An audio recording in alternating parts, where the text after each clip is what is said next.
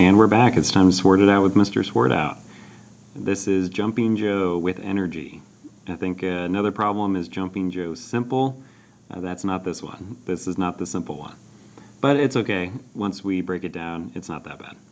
So here we have Joe. He's going to ride his bike down this hill.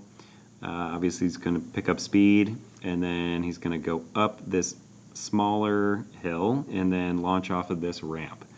So, yeah, he's going to be moving fast here at the bottom. Then he's going to go up this other hill, so he will slow down a little bit, right? And then leave this hill. And we want to figure out the horizontal distance he's going to travel. So let's begin to break it down here. So really some diagrams and some trigonometry be really helpful for us here. So with the big hill, we know the angle, we know the length, but really we care about the vertical height. So label that H1. That's the vertical height he changes in the first portion on the big hill. Then with the small hill, let's label that H2. That's how high he's going to get at this point. So if you think about the whole motion, he starts here, he ends here. So his real delta y is actually something like this, where it's going to be h1 minus h2. And it would be this distance here. Okay. So using our triangles, let's figure that out. So here's an expression for each of those heights. It's based on the sine. And then, like I said, his real delta y is h1 minus h2.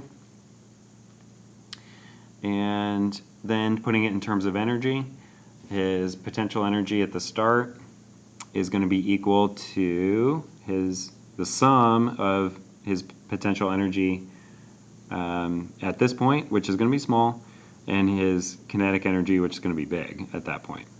So then let's rearrange that a little bit. You know, his kinetic energy will be given by the difference in these two. All right, so this is our kind of standard expression for when we start with potential energy, we end with kinetic. But we need to make sure that the delta y that we're using is the one based off of the difference in these two heights. Okay, so that's an expression here for his velocity as he is leaving the second ramp. Then what we want to know is just the horizontal distance. So let's use a good old range formula for that. And so we need his velocity at that moment, and we should have gotten that right up here. Then it will be the sine of twice theta 2. So that's for the small hill. Find that angle, double it. That's what goes inside the parentheses there. And then all that divided by g. All right, so that's what we need for that one.